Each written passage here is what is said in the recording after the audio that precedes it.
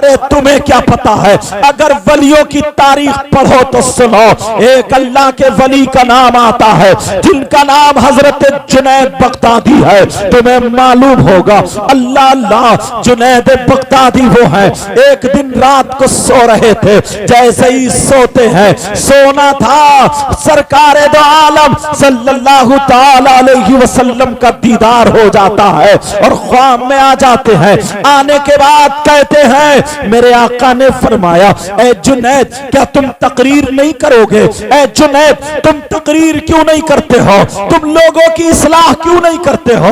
तुम लोगों के अंदर से बुराइयों को दूर करने के लिए कोशिश क्यों नहीं करते हो? जुनैद तुम तकरीर किया करो, जुनैद तुम तकरीर किया करो। ये ख्वाब में देखा उन्होंने। हजरत जुनैद बगदादी बहुत ज्यादा खुश है, अल्लाह अल्लाह बहुत ज्यादा खुश है। सुबह हो जाती है, फजर की नमाज का वक्त हो जाता है। फजर की नमाज में अपने पीरो मुर्शिद की बारगाह में पहुंचे। इनके पीरो मुर्शिद का नाम भी सुन लो, इनके पीरो मुर्शिद का नाम हजरत शेख सर्री सिक्ती होता है। अल्लाह अल्लाह, बगदाद में जिनका मजार शरीफ है, जुनैद बगदादी का मजार ये है और इनके सराने को हजरत सर्री सिक्ती का मजार है। दोनों उस्ताद शागिर्द या पीर और खलीफा, इन दोनों का मजार आगे पीछे है। अल्लाह अल्लाह, जब फजर की नमाज में गए, 7वीं सफ में खड़े हो जाते हैं। कितनी सफ में बोलो? 7वीं सफ में खड़े हो जाते हैं। आज शादी है फहीम भाई की, मगर शादी के मौके पे ये पैगाम ले जाना, जो अंदर ये गुरूर तकब्बुर का बुत रखा हुआ है, इसको खत्म कर देना। आज अगर 2 वक्त की नमाज पढ़ लेता है तो किसी को सलाम करने के लिए तैयार नहीं है। आलिम की भी तौहीन कर देता है, नमाजी हाजी की भी तौहीन कर देता है। प्यारे जरा इनको देखो, इतना ऊंचा जिनका मकाम हो, हजरत जुनैद बगदादी है। 7वीं रकात में खड़े हुए हैं, लेकिन दिल में ये बात आ जाती है, अरे मेरे पीरो मुर्शिद हैं, इन्हें तो नबी का ख्वाब भी, इन्हें तो नबी का दीदार भी नहीं हुआ है। मैं कैसा मुरीद हूँ, कितना खुशकिस्मत मुरीद हूँ, कितना खुशबख्त मुरीद हो। अल्लाह अल्लाह, मुझे तो नबी का दीदार भी हो जाता है। ये दिल में ख्याल था, अपनी बड़ाई दिल में आ जाती है। जुनैद बगदादी को ये दिल में अपनी बड़ाई का ख्याल आ जाता है। जरा सुनने की बात है, 7वीं जमा 7वीं सफ है। हजरत जुनैद बगदादी ने अपने पीरो मुर्शिद के साथ में नमाज का सलाम फेर दिया। अस्सलामु अलैकुम व रहमतुल्लाह, अस्सलामु अलैकुम व रहमतुल्लाह। और जैसे ही सलाम फेरा, आपके पीरो मुर्शिद ने पीछे को मुड़ करके जब बुला लिया, कहा जुनैद इधर आओ, जुनैद इधर आओ, जुनैद इधर आओ। हजरत जुनैद बगदादी आ जाते हैं, तीसरी सफ में आकर के बैठने लगते हैं। फिर सर्री सिक्ती पीरो मुर्शिद कहते हैं, अरे जरा और करीब आओ, बराबर में आकर के बैठ जाते हैं। जैसे ही बैठते हैं, आपने तस्बीह हाथ में ली है, इस तरह नजर किए हुए हैं, हजरत जुनैद बगदादी के चेहरे को देख रहे हैं। अल्लाह अल्लाह देखते चले जा रहे हैं, तस्बीह पढ़ते चले जा रहे हैं। थोड़ी देर मुस्कुरा करके हजरत जुनैद बगदादी से कहने लगे, जुनैद अब तो तुम तकरीर करोगे, अब तो तुम लोगों की नसीहत करोगे, अब तो तुम लोगों को सुधारोगे।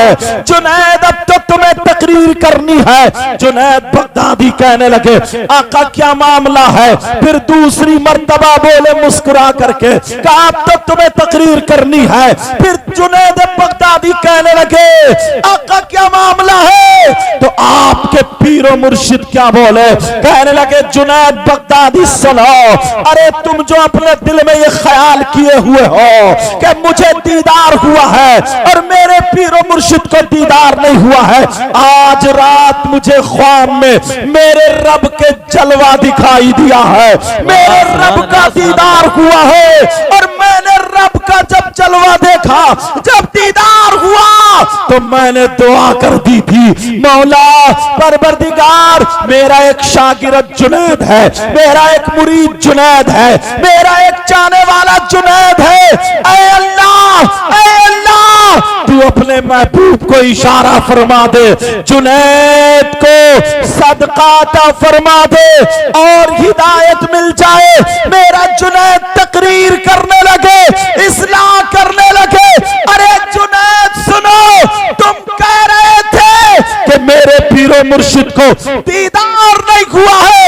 हजरत जुनैद बगदादी ने अल्लाहु अकबर का नारा इतनी जोर से लगाया, अपने गिरेबान यहाँ के जो बटन या पैराहन था उसको फाड़ लिया, आस्तीनों से फट जाता है और कैफियत में आकर के कदमों पे गिर जाते हैं और कहते हैं सरकार अगर मुझे दीदार हुआ तो वो भी पीरो मुर्शिद के सदक़े में हुआ है, वो भी उनकी दुआ से हुआ है। जुनैद बगदादी को सीने से लगाया और इल्म का समंदर बना दिया। नारे तकबीर, नारे रिसालत, नारे हैदरी, नारे गौसियत, मसलके आला हजरत फैजाने आला हजरत सैयद वकीम रहमान साहब की बिला। नारे तकबीर, नारे रिसालत। सुभान अल्लाह, सुभान अल्लाह। समझ में आ रही है बात?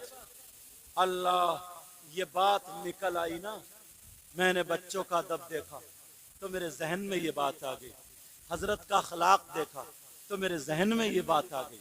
समझे जो मैं बोलने लगा, हालांकि निकाह की महफिल है, क्या हुआ, नसीहतें जानी चाहिए। आज के बाद किसी के पास गुरूर ना हो, आज के बाद किसी के पास तकब्बुर ना हो, आज के बाद किसी के पास कोई ऐसी शैतानी हमला ना हो। समझ में आ रही है प्यारो?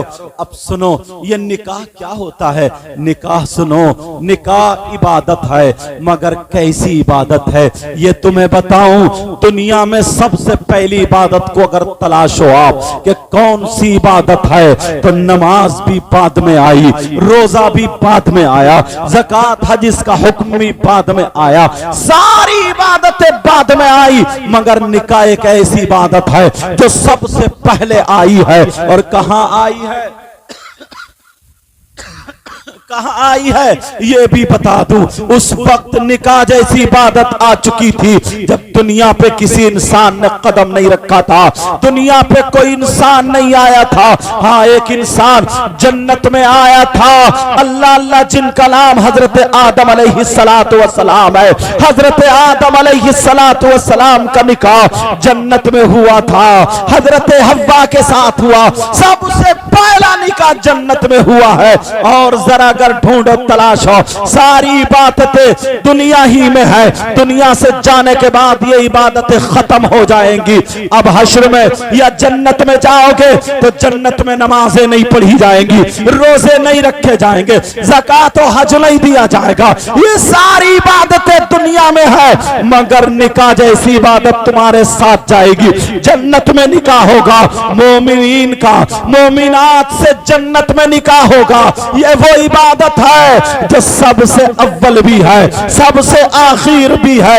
और सुनो प्यारे, ये निकाह के बारे में सुनो, फकी अबुल्लैस फरमाते हैं, क्या फरमाते हैं कि जब निकाह होता है उससे पहले सुनो, चार चीजें हैं निकाह के लिए। निकाह चार चीजों की वजह से होता है। नबी फरमाते हैं, एक तो लिमालिहा, दूसरा लिहसबिहा, अल्लाह अल्लाह, तीसरा जो आता है, पहला जो है माल के जरिए, माल की वजह से निकाह होता है।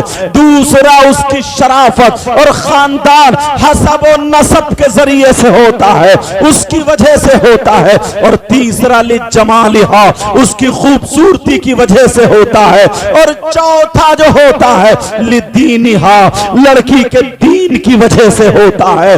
अगर रिश्ता होता है, जो निकाह होता है, तो या तो लड़की के माल की वजह से, या फिर लड़की के खानदान की वजह से, या फिर लड़की के दीन की वजह से, अल्लाह अल्लाह, या फिर लड़की की खूबसूरती की वजह से।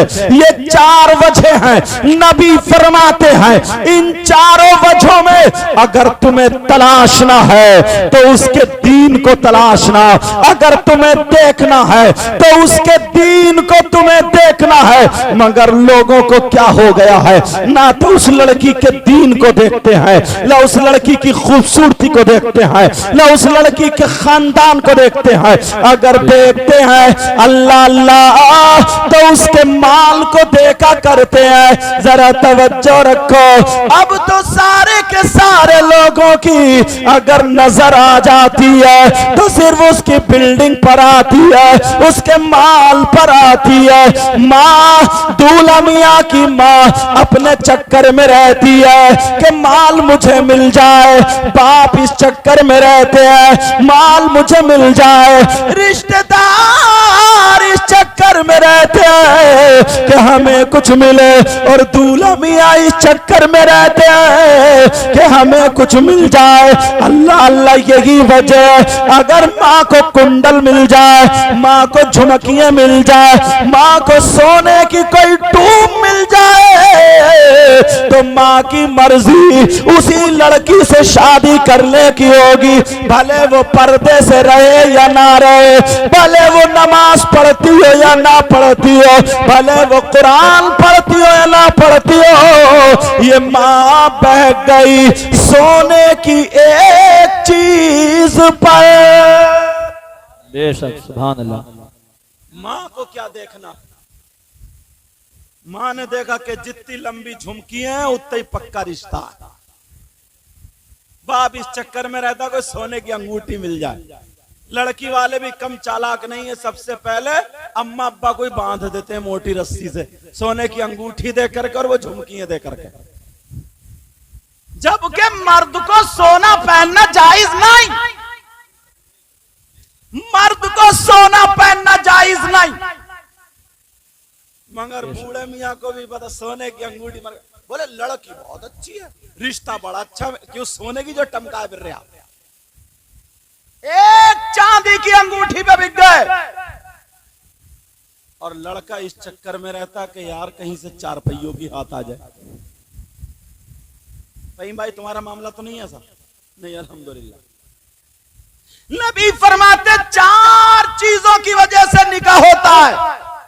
कितनी वजहों से बोलो? चार वजहों से। माल, हसब और नसब, खूबसूरती और दीन।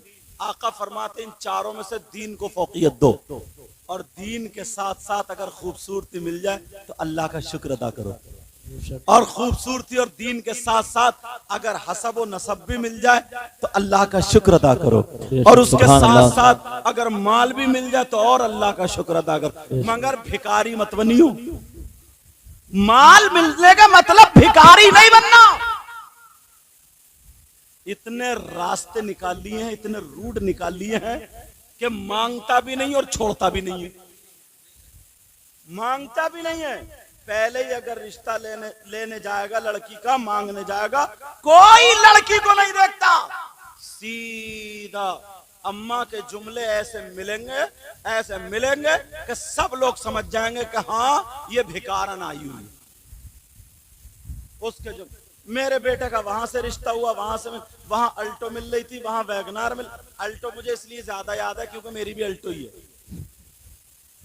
समझे कि ये वैगनार मिल रही थी, और वहां कौन कौन सी कारें, इतने नाम याद नहीं मुझे, कि वो वहां मिल रही। मैंने मना कर दिया, मुझे नहीं चाहिए, और मेरे बेटे के नसीब में होगी तो मुझे यहां से भी मिल जाएगी।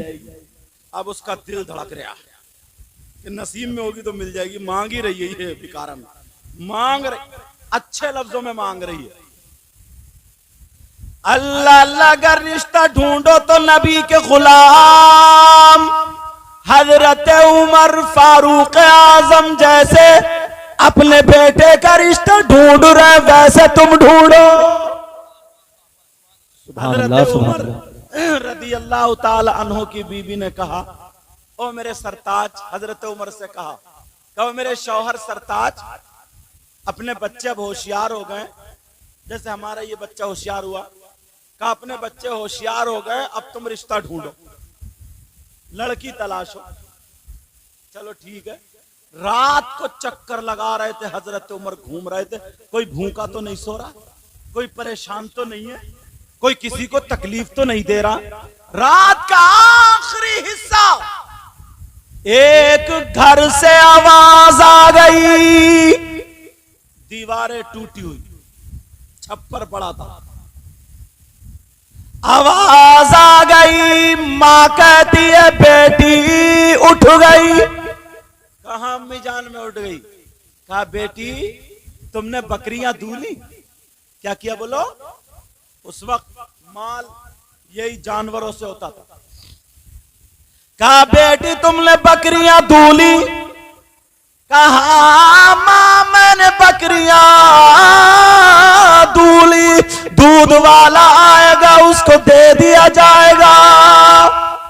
मां बोली बेटा खर्चा बहुत है सर पे, ऐसा करो जितना दूध है उसमें पानी मिला दो उतना। क्या करो बोलो? पानी मिला दो उतना। बेटी बोली मां आप क्या कह रही हैं? दूध में पानी मिला करके बेचना जायज नहीं, इसलिए पैसे पानी के नहीं दूध के लिए जा रहे। 1 किलो दूध का 2 किलो बना के बेच दिया, जायज नहीं। कहा बेटी तू जायज न जायज देख रही है, तुम्हारी शादी कैसे होगी? तुम जवान हो गई हो, कौन रिश्ता करेगा? कहा मां हजरत उमर ने कहा ऐसा जायज नहीं। वो मां कहने लगी मेरे लाल मेरी बेटी ये बताओ हजरत उमर रात में देख थोड़ी रहे हैं? उस लड़की ने क्या जवाब दिया सुनो, रिश्ता ढूंढो तो कैसा? उस लड़की ने जवाब दिया हजरत उमर तो नहीं देख रहे हैं, मगर जिस अल्लाह का हुक्म हजरत उमर ने सुनाया था वो अल्लाह तो सब कुछ जानता है। वाह सुभान अल्लाह सुभान अल्लाह। उससे कैसे बचेंगे मां? वो तो सब कुछ जानता है।